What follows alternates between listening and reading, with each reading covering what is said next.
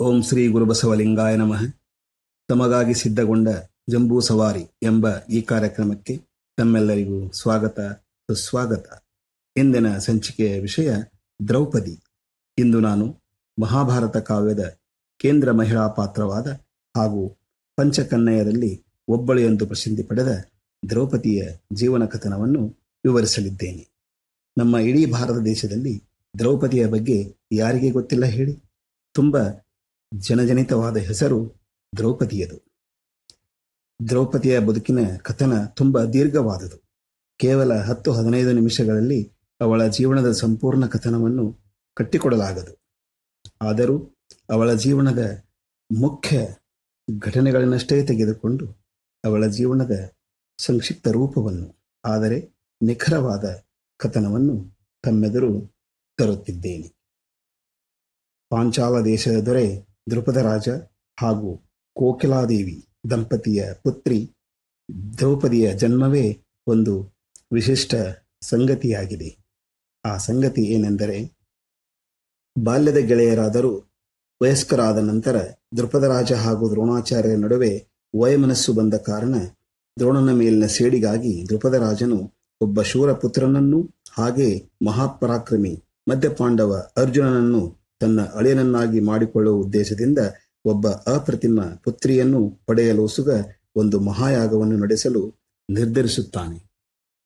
ಒಂದು ಸೂಚನೆ: ದ್ರುಪದ ಹಾಗೂ ದ್ರೋಣರ ವೈಮನಸ್ಸಿನ ಹಿನ್ನೆಲೆಯನ್ನು ಈ ಕಾರ್ಯಕ್ರಮದ ಮುಂಬರುವ ಸಂಚಿಕೆಗಳಲ್ಲಿ ದ್ರುಪದ ದ್ರೋಣ ಎಂಬ ಶಿರೋನಾಮೆಯಲ್ಲಿ ವಿವರವಾಗಿ ತಮಗೆ ತಿಳಿಸುತ್ತೇನೆ.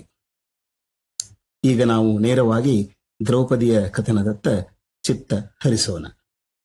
ಋಷಿಮುನಿಗಳ ಯಾಜ್ಞಿಕರ ಅಧ್ವರ್ಯದಲ್ಲಿ ಯಾಗ ಪ್ರಾರಂಭವಾಗಿ ತುಪ್ಪ, ದರ್ಬೆ, ಸುನಿತ್ತುಗಳಿಂದ ಹೋಮ ಕಾರ್ಯ ನಡೆದು ಯಾಗ ಸಂಪನ್ನವಾಯಿತು. ಯಾಗ ಮುಗಿದ ನಂತರ ಯಾಜ್ಞಿಕರು ಹವಿಸ್ಸನ್ನು ಪಟ್ಟದ ರಾಣಿ ಕೋಕಿಲಾದೇವಿಗೆ ಕೊಡಲು ಹೋದಾಗ ಅವಳು ಸ್ನಾನ ಮಾಡಿ ಬರುವೆನೆಂದು ಒಳಹೋದಳು. ಅವಳು ತಕ್ಷಣವೇ ಅದನ್ನು ಸೇವಿಸಿದ್ದರೆ ಅವಳಿಗೆ ಒಬ್ಬ ಮಗ ಹಾಗ ಒಬ್ಬ ಮಗಳು ಹುಟ್ಟುತ್ತಿದ್ದರು. ಆದರೆ ಅವಳು ತಡ ಮಾಡಿದ ಕಾರಣ ಯಾಜ್ಞಿಕರು ಆ ಹವಿಸ್ಸನ್ನು ಯಜ್ಞಕುಂಡದಲ್ಲಿ ಹಾಕಿ ಹೋಮ ಮಾಡಿಬಿಟ್ಟರು.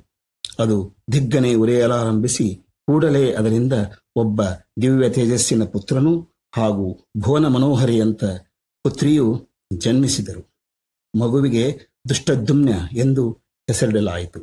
ಈತನೇ ಮುಂದೆ ಕುರುಕ್ಷೇತ್ರ ಯುದ್ಧದಲ್ಲಿ ಪಾಂಡವರ 7 ಅಕ್ಷೋಹಿಣಿ ಸೈನ್ಯದ ಸೇನಾಧಿಪತಿಯಾಗಿ ದ್ರೋಣನ ಸಂಹಾರಕ್ಕೆ ಕಾರಣನಾಗುತ್ತಾನೆ. ಈ ಯಜ್ಞಕುಂಡದಿಂದ ಹುಟ್ಟಿ ಬಂದ ಬಾಲೆಯೇ ದ್ರೌಪದಿ. ದ್ರುಪದನ ಮಗಳಾದ್ದರಿಂದ ದ್ರೌಪದಿ ಎಂದು ಹೆಸರು. ಅಗ್ನಿಯಿಂದ ಹುಟ್ಟಿ ಬಂದವಳಾದ್ದರಿಂದ ಅಗ್ನಿಶಿಖೆ ಹಾಗೂ ಯಜ್ಞಶೇನಿಯೆಂದು, ಸ್ವಲ್ಪ ಕಪ್ಪು ವರ್ಣದವಳಾದ್ದರಿಂದ ಕೃಷ್ಣ ಎಂದು ಇವಳನ್ನು ಕರೆಯಲಾಗುತ್ತದೆ. ದ್ರೌಪದಿ ತಾರುಣ್ಯಕ್ಕೆ ಕಾಲಿಡುತ್ತಲೇ ದ್ರುಪದ ರಾಜನು ತನ್ನ ಸಂಕಲ್ಪದಂತೆ ಅರ್ಜುನನನ್ನೇ ತನ್ನ ಅಳಿಯನಾಗಿಸಬೇಕೆಂದು ದ್ರೌಪದಿಯ ಸ್ವಯಂವರ ಏರ್ಪಡಿಸುತ್ತಾನೆ. ಕೌರವರಾದಿಯಾಗಿ ಅನೇಕ ಜನ ರಾಜಪುತ್ರರು ಸ್ವಯಂವರದಲ್ಲಿ ಪಾಲ್ಗೊಳ್ಳಲು ಪಾಂಚಾಲ ನಗರಿಗೆ ಬರುತ್ತಾರೆ. ಇದೇ ಸಮಯದಲ್ಲಿ ಲಕ್ಷಾಗ್ರಹದಿಂದ ಪಾರಾಗಿ ಬಂದು ಏಕಚಕ್ರಾಪುರದಲ್ಲಿ ಬ್ರಾಹ್ಮಣ ವೇಷದಲ್ಲಿ ತಲೆಮರೆಸಿಕೊಂಡಿದ್ದ ಪಾಂಡವರು ಕೂಡ ತಾಯಿಯ ಒಪ್ಪಿಗೆಯೂ ಇದ್ದುದರಿಂದ ಸ್ವಯಂವರದಲ್ಲಿ ಭಾಗವಹಿಸುವುದಕ್ಕೋಸ್ಕರ ಪಾಂಚಾಲ ನಗರ ಅಥವಾ ಕಾಂಪಿಲ್ಯ ನಗರಕ್ಕೆ ಬಂದು ಅಲ್ಲಿನ ಒಬ್ಬ ಕುಂಬಾರನ ಮನೆಯಲ್ಲಿ ಆಶ್ರಯ ಪಡೆದಿರುತ್ತಾರೆ.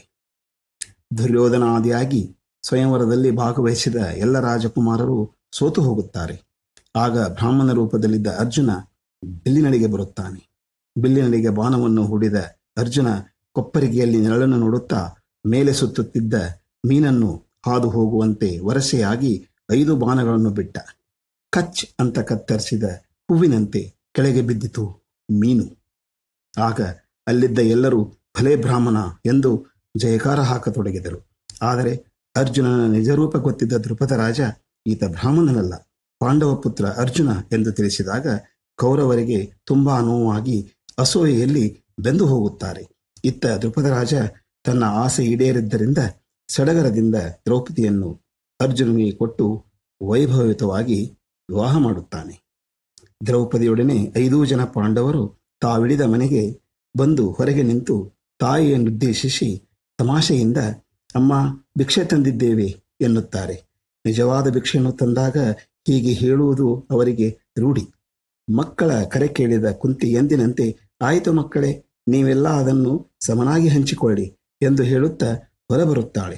ಅಲ್ಲಿ ನೋಡಿದರೆ ಐವರ ನಡುವೆ ನಿಂತಿದ್ದಾಳೆ ಸುಂದರ ತರುಣಿ.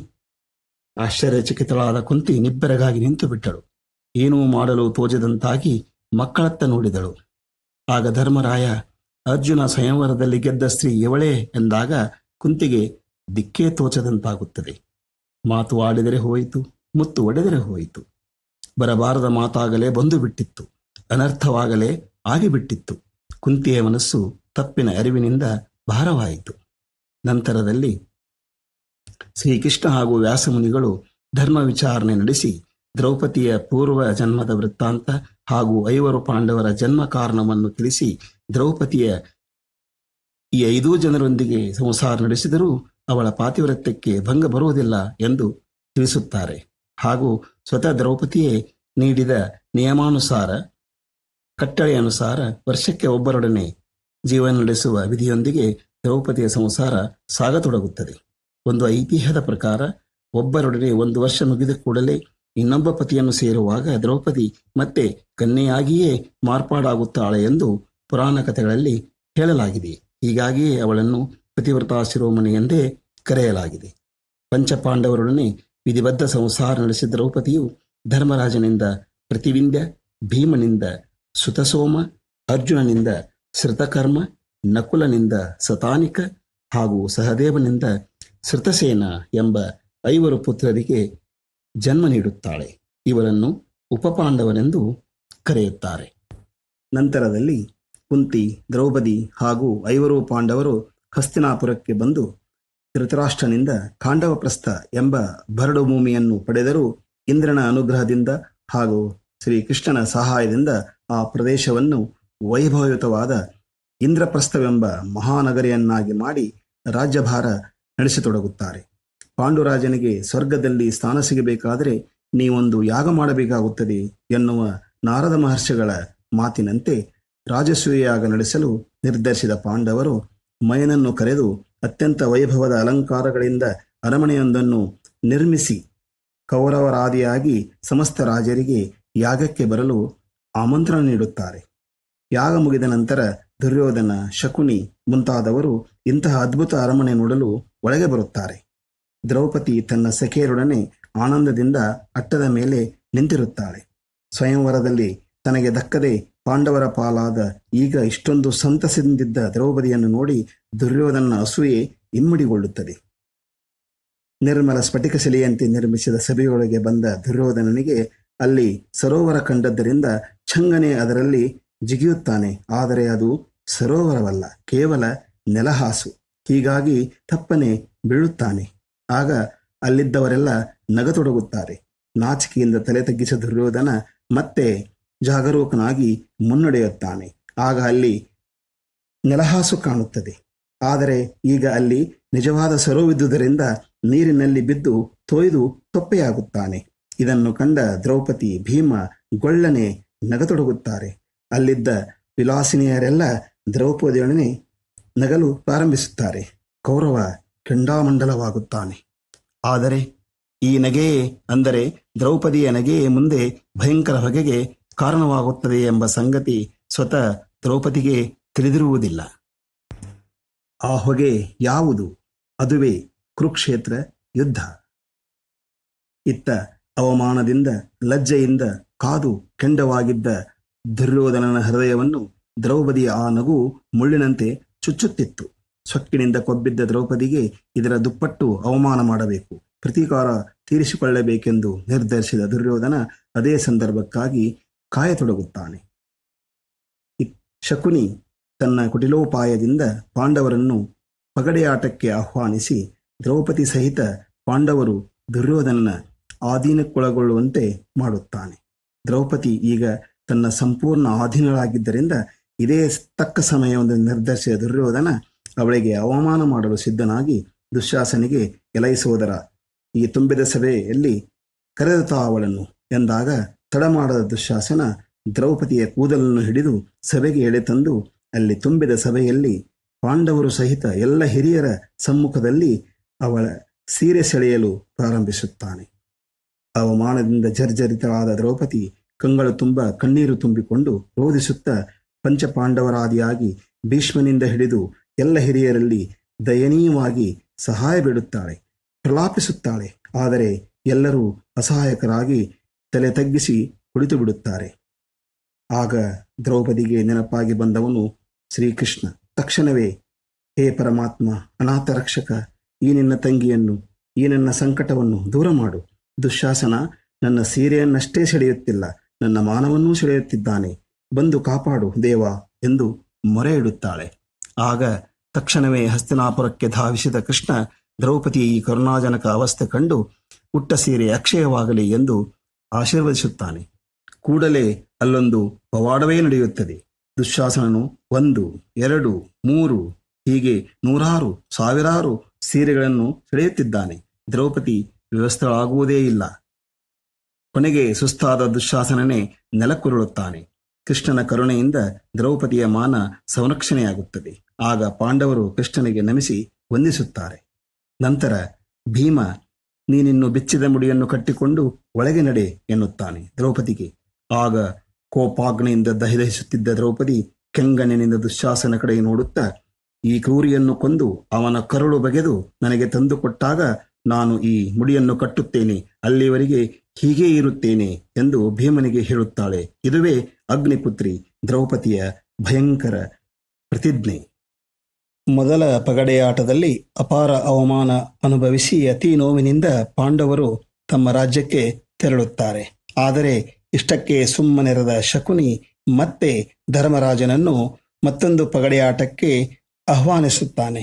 ಆಗ ಅದರಲ್ಲಿ ಭಾಗವಹಿಸಿದ ಪಾಂಡವರು, ಅಂದರೆ ಈ 2ನೇ ಪಗಡೆಯಾಟದಲ್ಲಿ ಭಾಗವಹಿಸಿದ ಪಾಂಡವರು ಮತ್ತು ಕೂಡ ಸೋಲುತ್ತಾರೆ.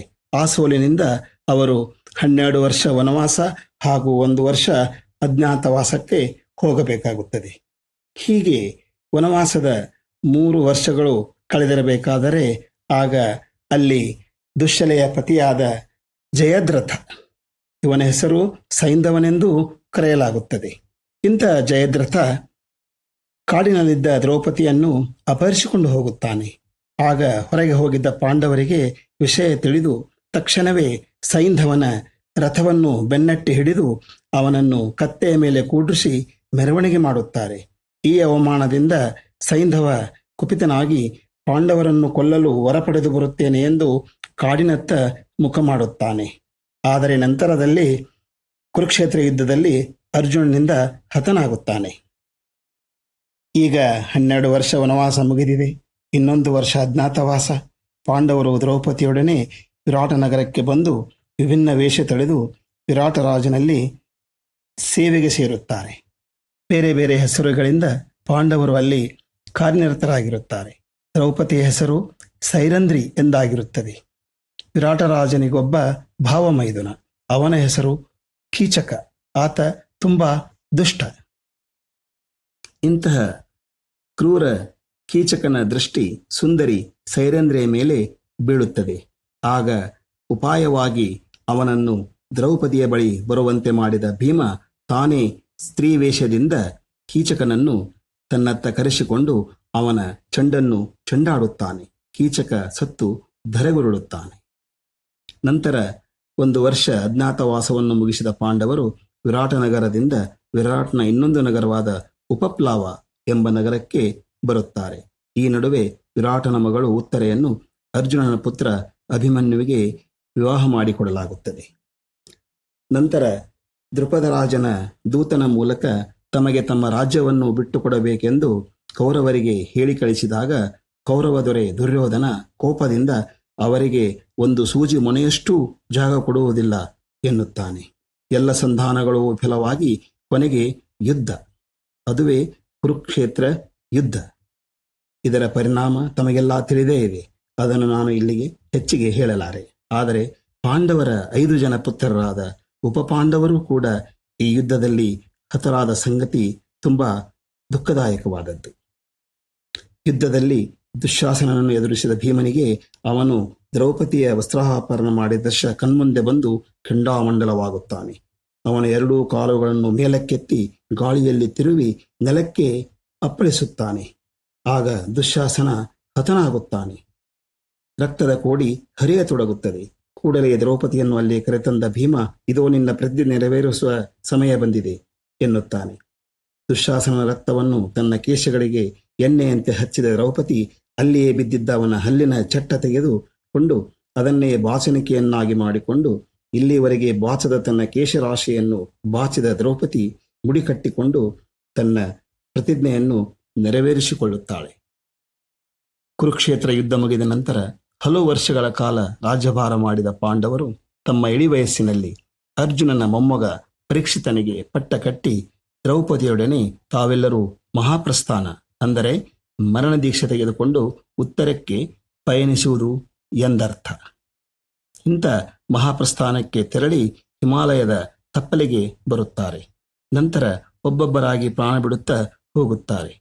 ಅರ್ಜುನನ ಜೊತೆಗೆ ಬರುತ್ತಿದ್ದ ದ್ರೌಪದಿ ಕೂಡ ಆತನಿಗಿಂತ ಮೊದಲೇ ಪ್ರಾಣ ಬಿಡುತ್ತಾಳೆ. ಇದನ್ನು ಕಂಡ ಅರ್ಜುನ ಗೋಳಾಡುತ್ತಾ ದ್ರೌಪದಿ ಪಾಂಚಾಲಿ ಎಂದು ಕೂಗುತ್ತಾ ತಾನು ಪ್ರಾಣ ಬಿಡುತ್ತಾನೆ. ನಂತರದಲ್ಲಿ ಸ್ವರ್ಗಕ್ಕೆ ಬಂದ ಧರ್ಮರಾಜನಿಗೆ ದೇವೇಂದ್ರ ಒಬ್ಬ ಶಕ್ತಿ ಸ್ವರೂಪಿಣಿಯಾದ ಸ್ವರ್ಗಕ್ಕೆ ಮೆರುಗು ತಂದ ಅಸಾಮಾನ್ಯ ಸ್ತ್ರೀಯನ್ನು ತೋರಿಸಿ, ಧರ್ಮಜ, ಇವಳು ಯಾರು ಬಲ್ಲೆ ಏನು ಎಂದು ಕೇಳುತ್ತಾನೆ. ಆಗ ಧರ್ಮಜನಿಗೆ ಏನು ಹೇಳಬೇಕೆಂದು ತೋಚುವುದಿಲ್ಲ. ಆಗ ದೇವೇಂದ್ರನೇ ಮತ್ತೆ ಇವಳೇ ಶಕ್ತಿ ಸ್ವರೂಪಿಣಿ, ಅಗ್ನಿಶಿಖೆ, ಪರಮಪಾವನಿ, ಪರಮಸಾಧ್ವಿ, ಸ್ವರ್ಗಲಕ್ಷ್ಮಿ ದ್ರೌಪದಿ ಎಂದು ಹೇಳಿದಾಗ ಧರ್ಮರಾಜನಿಗೆ ಆಶ್ಚರ್ಯದ ಜೊತೆಗೆ ಸಂತಸವಾಗುತ್ತದೆ. ದ್ರೌಪದಿಯ ಈ ಜೀವನ ಕಥನವನ್ನು ನೋಡಿದಾಗ ಅನಿಸುವುದೇನೆಂದರೆ, ಸಾಮಾನ್ಯರಂತೆ ಜನ್ಮಿಸದೆ ಅಗ್ನಿಕುಂಡದಲ್ಲಿ ಹುಟ್ಟಿ ಅಗ್ನಿಶಿಖೆಯಾಗಿ ತನ್ನ ಜೀವನದುದ್ದಕ್ಕೂ ಕಷ್ಟವನ್ನೇ ಕಂಡು ಅರ್ಜುನನೊಬ್ಬನನ್ನೇ ಪತಿಯೆಂದು ವರಿಸಿದರೂ ಕೂಡ ವಿಧಿಯಾಟದಿಂದ 5 ಜನ ಗಂಡಂದರಿಗೆ ಪತ್ನಿಯಾಗಿ ಬಾಳಬೇಕಾಗಿ ಬರುತ್ತದೆ. ಮತ್ತು ಯುದ್ಧದಲ್ಲಿ ತನ್ನ 5 ಜನ ಪುತ್ರರನ್ನು ಕಳೆದುಕೊಂಡು ಅಪಾರ ದುಃಖಿತಳಾಗಿ ಇದ್ದದ್ದು ಕೂಡ ತುಂಬಾ ದುಃಖದ ಸಂಗತಿಯಾಗಿದೆ ಎನ್ನಬಹುದು. ವಿಧಿಬದ್ಧ ನಿಯಮಕ್ಕೆ ಬದ್ಧಳಾಗಿ ಪತಿವ್ರತಿಯಾಗಿಯೇ ಜೀವನ ನಡೆಸಿದ ದ್ರೌಪದಿ ಕಳಂಕರಹಿತಳಾಗಿ ಪಂಚಕನ್ಯೆಯರಲ್ಲಿ ಸ್ಥಾನ ಪಡೆದ ಸಂಗತಿ ತುಂಬ ಮಹತ್ವವಾದದ್ದು. ಅಗ್ನಿಯಲ್ಲೇ ಹುಟ್ಟಿ ಜೀವನವೆಂಬ ಅಗ್ನಿಯಲ್ಲೇ ಬೆಂದು ಸ್ವಾಭಿಮಾನಿಯಾಗಿ ಬಾಳಿ ಕೊನೆಗೆ ಸ್ವರ್ಗದಲ್ಲಿ ದೇವೇಂದ್ರನಿಂದ ಸ್ವರ್ಗಲಕ್ಷ್ಮಿ ಎಂದು ಕರೆಸಿಕೊಂಡ ದ್ರೌಪದಿ ಭಾರತೀಯರ ಮನದಲ್ಲಿ ಇಂದಿಗೂ ಮಹಾನ್ ಪತಿವ್ರತಿಯಾಗಿ ಪ್ರಾತಸ್ಮರಣೀಯಳಾಗಿ ಇದ್ದಾಳೆ ಎಂದು ಹೇಳಬಹುದು. ಇಲ್ಲಿಯವರೆಗೆ ಯಜ್ಞಸೇನಿ ದ್ರೌಪದಿಯ ಜೀವನ ಕಥನ ಆಲಿಸಿದ ತಮ್ಮೆಲ್ಲರಿಗೂ ನನ್ನ ಧನ್ಯವಾದಗಳನ್ನು ಅರ್ಪಿಸುತ್ತಾ ಈಗ ನಾನು ಈ ಸಂಚಿಕೆಗೆ ವಿರಾಮ ನೀಡುತ್ತಿದ್ದೇನೆ. ಮತ್ತೆ ನಿಮ್ಮ ಭೇಟಿ ಮುಂದಿನ ಸಂಚಿಕೆಯಲ್ಲಿ ಹೊಸ ವಿಷಯಗಳಲ್ಲಿ. ಅಲ್ಲಿಯವರೆಗೂ ಮತ್ತೊಮ್ಮೆ ತಮ್ಮೆಲ್ಲರಿಗೂ ನನ್ನ ಶರಣಾರ್ಥಿಗಳು.